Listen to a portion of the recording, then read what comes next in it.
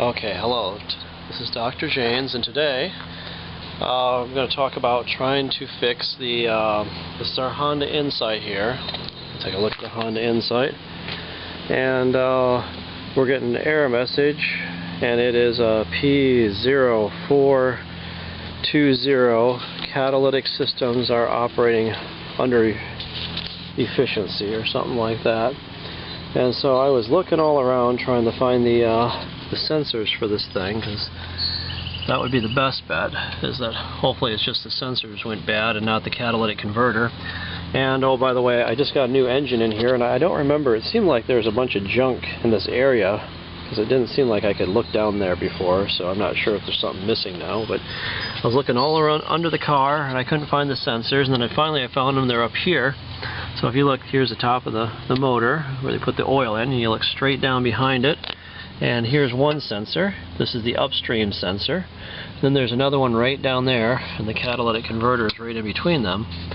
And so there's two possibilities of sensors going bad. Most likely, I would think the downstream one is going to be the one that is actually measuring whether the catalytic converter is working or not.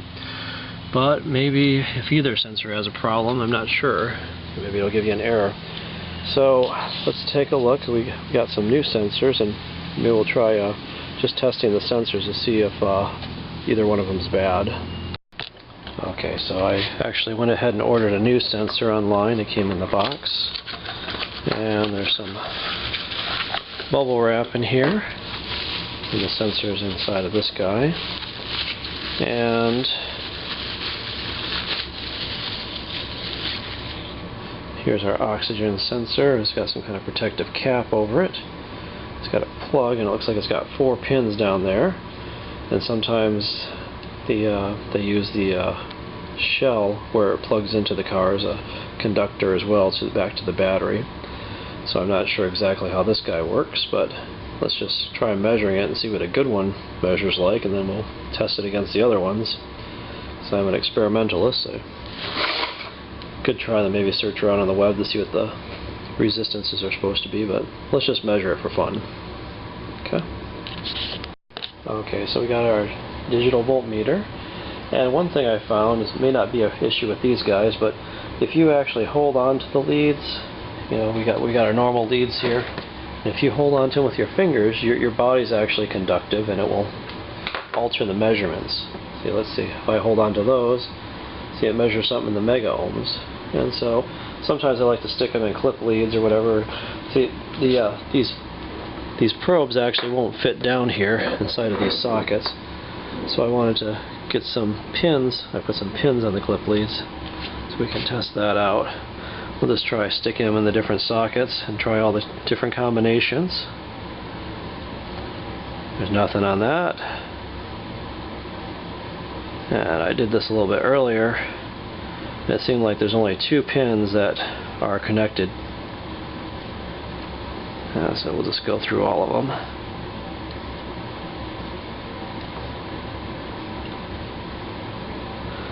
And it's these two, and it looks like it's about 13 ohms. And it's the 2 pins that are opposite of where this little plug or clippy thing is here, little latch holder. And so I guess the first thing we could do is try to check the sensors to see if those have an open circuit there. I assume that if the device burns out, that it'd be an open circuit, and so that might be a good place to start. Okay, so maybe we'll take a look down here. Let's see if we can unplug. We'll do the easy one first. There's the top sensor. It looks like it plugs in right here. Oh, maybe that's a different type of plug. That doesn't look like the same type of plug. Maybe it is. Let's try unplugging it and see what happens. Okay, after looking at this for a while, it appears that this plug up here is actually different. It's a different shape than what I got, but this one down here, the lower one, most likely is the one that's sensing the how good the catalytic converter is doing. Has a plug right here, and we should probably have a light. Okay, so look down there. This plug. Get the light in there. Okay, and that plug right there looks very similar. See, it connects to that guy. Looks very similar to the plug that we bought, and the sensor looks similar to the sensor we got. So maybe we'll try to unplug the lower one and test it to see if we can see if there's anything wrong with it. Okay, so just like all of these automotive plugs, they're just so much fun to unplug. Let's see if we can zoom in a little bit and see what's going on down here. So here's our plug. The most inconvenient possible spot, and there's like a little clippy thing you can depress here. I find if you take this screwdriver, got a flathead screwdriver, you take it, stick it, this little crack, and kind of twist it like that. You can kind of persuade the thing to come apart while you're depressing this clippy thing on the top. And I tell you, this is not an easy thing to do, especially while holding the camera. Okay. But anyway, so screwdriver and clippy thing, and we'll fiddle with this a little bit, and hopefully it'll come apart. See, it's coming apart a little bit. Oh my God.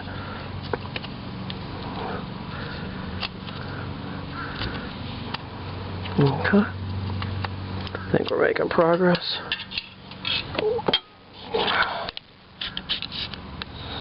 Okay, so after fiddling with it for quite some time, let's get down here. Okay, I was able to pull it apart. I just got both hands down there and pressed down on this thing with one hand and pulled on the other plug with the other hand. Remember, you don't want to pull on the wires, because if you pull those wires out, you are done for, right? Those wires can pull all that plug, and so this looks very similar to the plug that we had in that sensor that we bought. So maybe this is the right sensor. Looks like there's some oil or something in there. So maybe we'll try to measure the resistance of that and see exactly if it's got open circuit or not. And let's try to do that. Okay, so we'll just test them together. Testing the clip leads together, right? Okay. Now we're going to try to plug these things. I'll let you watch the voltmeter. I don't know if you can see that. We're going to reach down inside and try to plug those into that frickin' plug down inside the engine and see what the resistance is on the only two pins that we got a reading on the other one. Oh my God. Coming to the hole, baby. 14 ohms. I guess I would say that's probably about what it should be. Okay. Okay, let's take a look down here. Okay, so I have just one other thing that they suggested that you check before you replace the sensor. See, I have this plug here, and this is where the sensor would plug in. And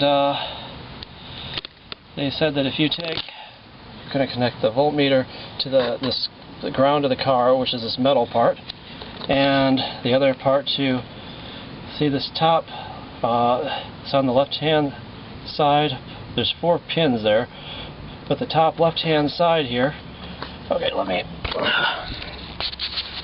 this up here. Let's see.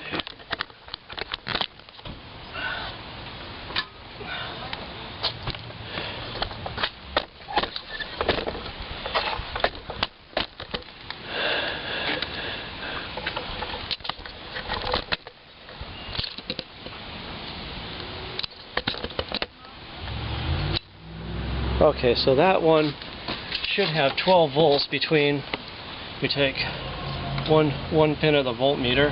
We're going to touch it to the ground of the car down here, the metal part. Basically the outer shell where the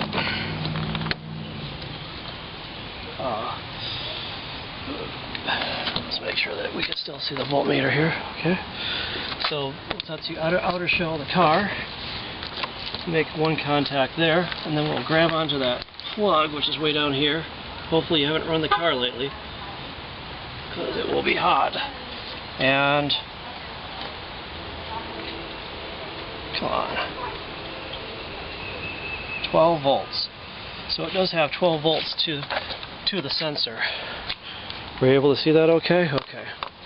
So it looks like they said sometimes there could be an electrical problem where the ground of the car, for instance, I was touching the one thing right here, basically where the sensors plug in, which is the ground of the car. And the other one was on that plug down there, that top left one that I was showing you. And there is 12 volts going to that. So it appears as if it's not a problem with the electrical, so we'll try replacing the sensor and see if that helps. And the last thing it could be is could be a problem with the catalytic converter, which would be a lot more expensive and difficult to replace. So we hope it's not that. So let's try replacing the sensor now. Okay, so the question is what tool to use. And it turns out that I had gotten some crow's feet, or crowfoots, or I don't know what the plural of this is. They're crazy looking things like this, and you can put them on your ratchet. See, the problem is that you can't use a socket on these things because they got wires coming out the back. But I determined that this is a 7/8 size crowfoot, and you hook that onto your ratchet, and might be able to pull it out with that. My buddy at work said that sometimes these things will open up because they've got nothing to hold them on this side, so they'll open up and strip the bolt. So if that happens, you just get a pair of vice grips and clamp onto it and twist it off. But I think we'll try this first, since we do happen to have these. And these hopefully won't chew it up as much as a vice grip would. So that will be the next step, is we'll try to take the old one off and stick this one on using a crow's foot.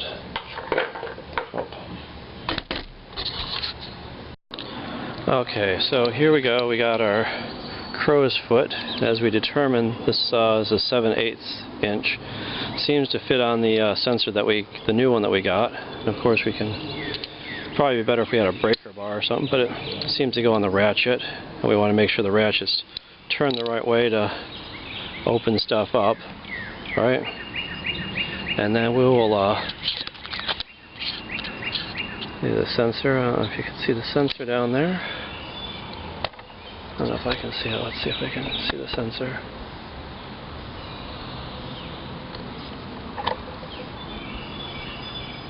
Okay, yeah, it's right there. And so we will, let's see, righty-tighty, lefty-loosey. So I flipped it the wrong way, didn't I? So we can take this and fit it over the wires here. See if we can latch onto that lug nut thing and try to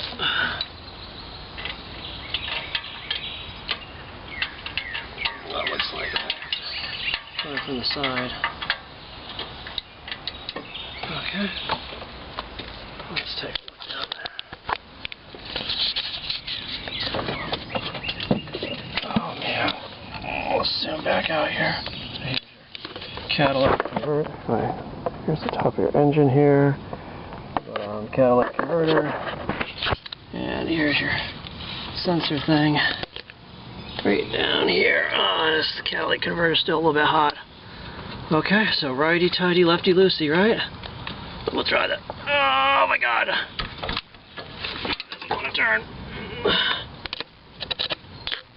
Okay, so we may have to use some persuasion.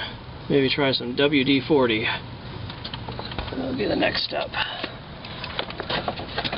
So it's way down in there. Okay. Okay, here we go. Our liquid mechanic, WD-40. Let's try spraying that down there. Let's just spray it all over. Because, like I said before, WD-40, cheaper than paying a mechanic, right? Gets in there, it breaks up the rust, lubricates things, and hopefully we can twist this freaking thing off. Oh. Damn it. Okay. Crow's foot fell down on the ground, so we'll go get that and continue on. Okay, so we got the crow's foot on the sensor down here, and it's not coming very well. We put some WD-40. I found, you know how those impact wrenches kind of work, like boom, boom, boom. They keep on banging away at it. Here, I just found, just tugging on it. It looks like it's starting to turn.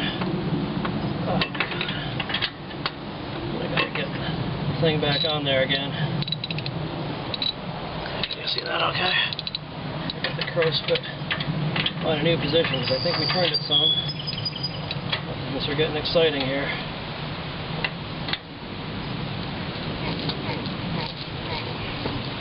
Come on.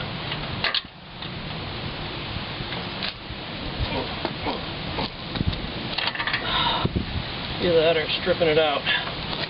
Okay,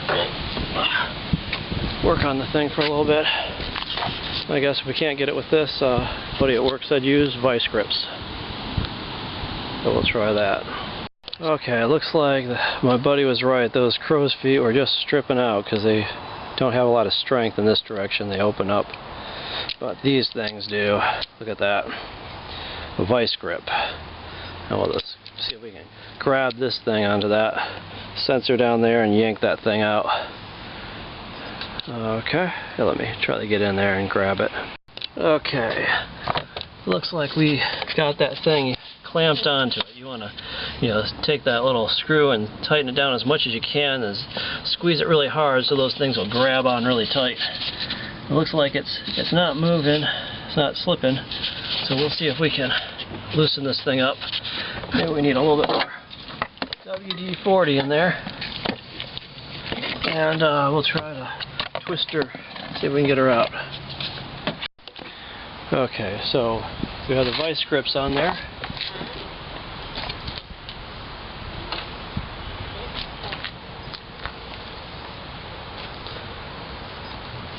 Okay, we have the vice grips on there, and what I learned from one of the videos I was watching, or actually advice on the internet, is that if you kind of work the wrench forward and back after you put some penetrating oil on it, work it back and forth, eventually it'll break loose.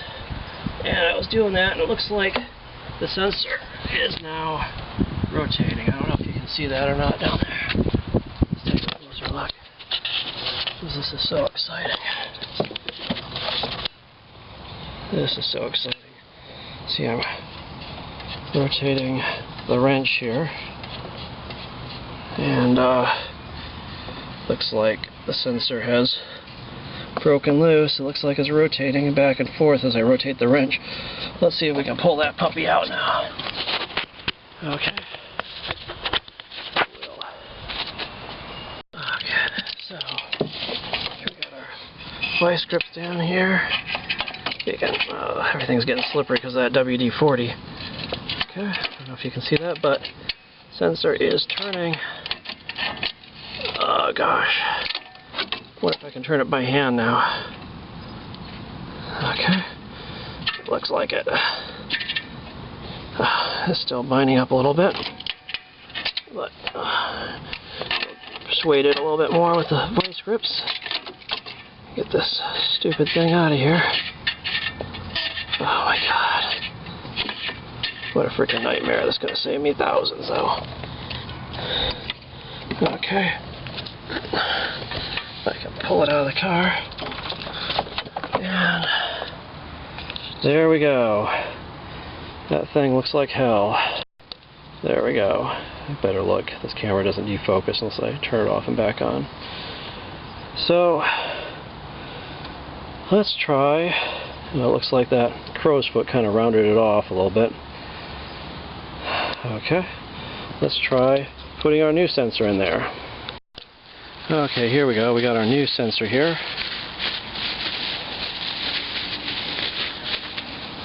There we go. Looks like there's some kind of plastic cap. You probably want to make sure, you probably can't stick it on with that cap on. Oh, look at that. Isn't that beautiful?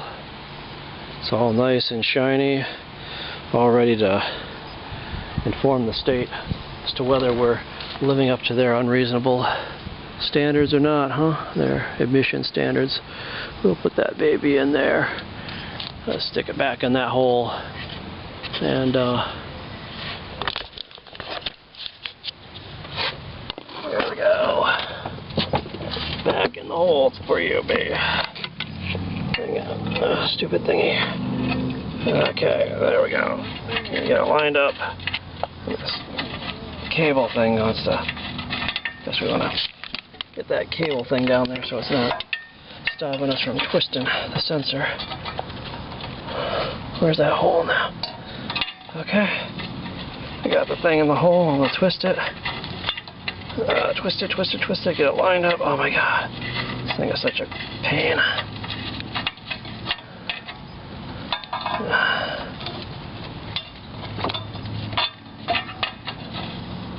Okay, there we go. Maybe we'll twist the wires backwards so they'll want to twist forward when we stick it in there a little bit. Certainly don't want to break those wires. Anyway, get that thing screwed in there. I have to set the camera down so I can get both hands in there, I think. Okay. Get that sensor back in there and then we'll try her out. Okay, we got the thing threaded in there finally. It took 2 hands. Now we can screw the thing in. And I might use a crow's foot to tighten it up because it's not going to be rusted this time. And try to be careful not to strip it. We'll get that thing in there. Okay. Maybe I'll use the vice grips. What the hell? Vice grips are right here. Tighten her up a little bit. Usually don't like to use vice grips on brand new stuff because they kind of chew up the bolt. Okay. And oh, this has got a long sensor thing. I think what I'll do is shut her down, try to plug her in and drive her around for a while and see if the light goes out. Maybe I'll try to force the light off and see if it comes back on. Okay. Okay, so I plug those 2 plugs together. It's kind of dark down there, isn't it? But I don't want to stick my hand down there because it's hotter than hell now. Anyway, there's the 2 plugs. They're plugged together, and this cable's kind of long. I'm concerned about that. I might zip tie it to those other hoses over there because I don't want that cable flopping over to the catalytic converter and burning through the cables. And so anyway, we'll have to see if that fixed the problem. And if it didn't, at least you know how to replace the catalytic converter O2 sensor. Okay, so we replaced that sensor in the engine, the O2 sensor, and I forced the light off and reset it and drove around, and it looks like it came back on again. So this obviously did not fix our problem. There's something else going on. I think looked like the people that replaced the engine maybe let the cable harness, they didn't tie it down, and it got close to the catalytic converter, so maybe it broke or melded some wires, or maybe the catalytic converter's bad. So I'll be looking into that to figure out what else could be the problem. But I guess this didn't cost us too much. It was $25 to check it out, and we'll move on to the next step, see if we can figure out what's going on with it. It's Dr. Janes, and thanks for watching.